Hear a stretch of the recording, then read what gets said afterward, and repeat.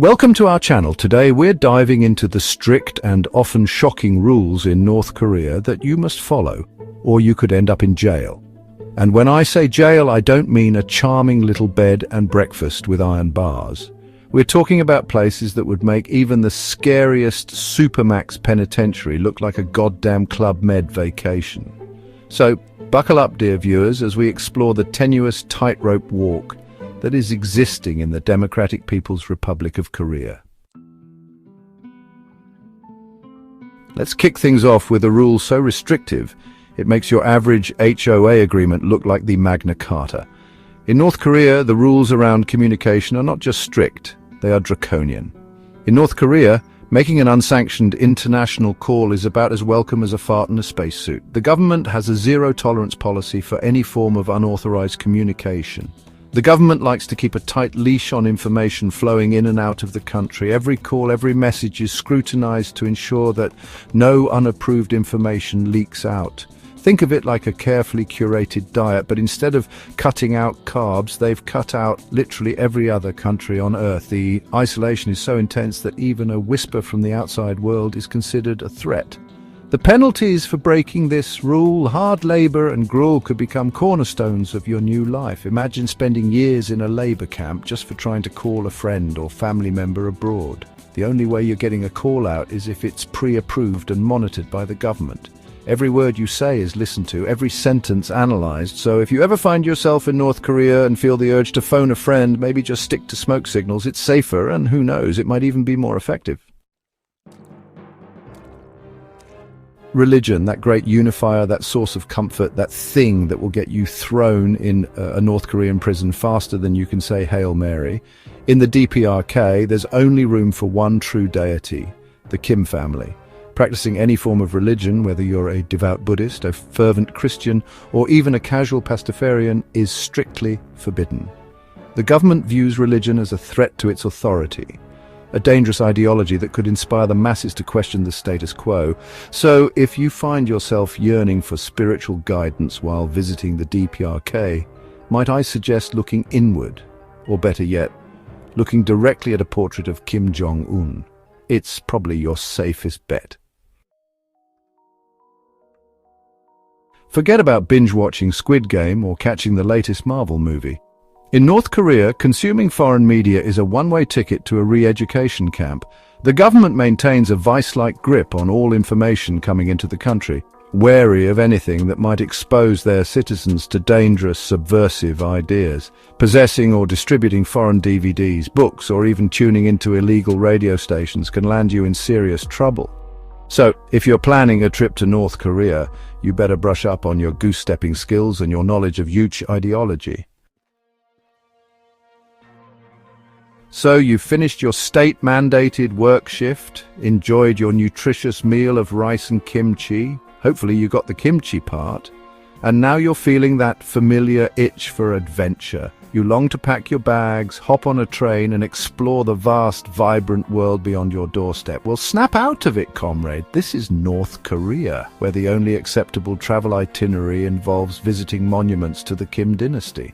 Unauthorized travel, whether within or outside the country, is strictly prohibited. Citizens need special permits to move between provinces, let alone cross international borders. So, unless you're a high-ranking government official, chances are you'll be spending your vacation days right where the government wants you. Now let's talk about everyone's favorite pastime, complaining about the government. It's a national sport in most countries, but in North Korea, criticizing the government is about as welcome as a plague of locusts at a picnic. In the DPRK, the Kim family and the ruling Workers' Party are revered with an almost religious fervor. Even the slightest whisper of dissent can land you and your entire family in hot water.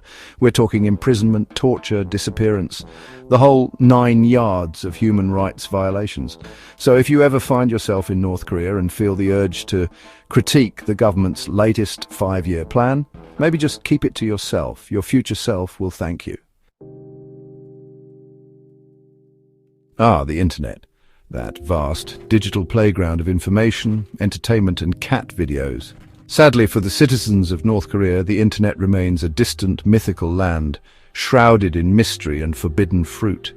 The government views the internet with the same suspicion most people reserve for clowns in drainage ditches. Instead of the World Wide Web, North Koreans have access to a heavily censored intranet, affectionately known as Kwangmyong. It's basically like the internet's boring, heavily monitored cousin who only lets you visit government-approved websites. So, if you're planning on moving to North Korea and need a reliable internet connection for your work, you might want to invest in a carrier pigeon.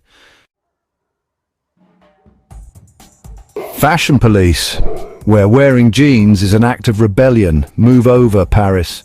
Fashion Week, there's a new style authority in town, and it's about as fond of skinny jeans and crop tops as a vampire is of garlic-infused sunscreen. In North Korea, fashion isn't just about looking good, it's a matter of state control and ideological purity.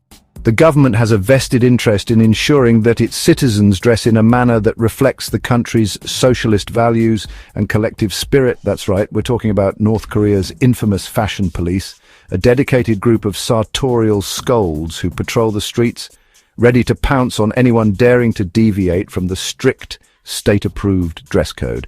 These enforcers are not just concerned with the length of your skirt or the fit of your trousers, they are the guardians of the regime's image and ideology. Western fashion, with its ripped jeans, flamboyant colors and general air of individuality, is seen as a threat to the country's socialist values. The idea of self-expression through clothing is almost alien in a society where conformity is not just encouraged but enforced. Men are expected to sport neat haircuts and conservative suits, while women are encouraged to embrace traditional attire. The state-approved clothing is designed to promote a sense of unity and discipline, reflecting the collective ethos of the nation. So, if you're planning a trip to North Korea, leave your skinny jeans, band t-shirts and ironic moustaches at home. Instead, pack clothes that are modest, conservative and in line with the local customs. It's not just about avoiding fines, it's about respecting the cultural norms of a very different society. Just don't expect to be invited to any Kim Jong-un look-alike contests anytime soon. The fashion police are always watching, and in North Korea, even your wardrobe can be a political statement. Entrepreneurs, innovators, dreamers, listen up. Have you always wanted to open your own business, be your own boss, and maybe even achieve that elusive dream of owning a solid gold yacht shaped like a giant rubber ducky? Well, I've got some bad news for you. North Korea is about as welcoming to private enterprise as a nudist colony is to a swarm of mosquitoes. In the DPRK, the government has a monopoly on pretty much everything. Starting your own business is not only frowned upon, it's straight up illegal. The government views private enterprise as a threat to its socialist ideals. The simple joy of gathering with friends. Whether it's for a birthday party, a political rally, or just a casual game of charades, there's something inherently human about our desire to congregate and, interact with other humans. But in North Korea, even something as innocuous as a friendly get-together is subject to the watchful eye of the state. The government takes a rather dim view of unauthorized gatherings, viewing them as potential hotbeds of dissent, rebellion, or, God forbid, impromptu karaoke sessions. Want to organize a protest? Good luck with that. The government requires permits for even the smallest of gatherings. So, if you're planning on throwing a party in North Korea, you better make sure it's on the government's approved list of fun activities.